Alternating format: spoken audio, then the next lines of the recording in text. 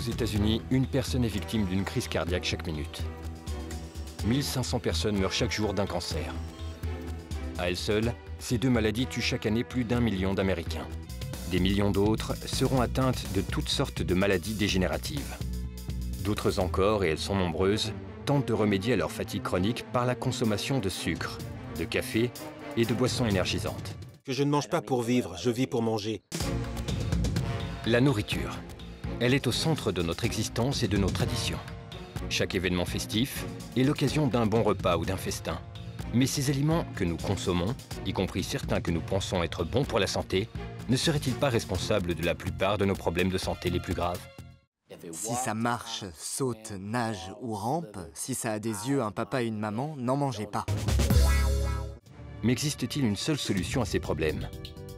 Une solution si simple et si radicale qu'il est troublant de constater qu'on ne s'y soit pas encore vraiment intéressé. Deux chercheurs ont contribué à cet effort de façon décisive. Il s'agit du Dr Colin Campbell et du Dr Caldwell Esselstyn. D'un côté la science, de l'autre les données cliniques. Rassemblez-les et vous obtenez des résultats spectaculaires. Vous allez beaucoup mieux. Vous avez perdu 12 kilos. 26 des 27 problèmes recensés ici ont complètement disparu.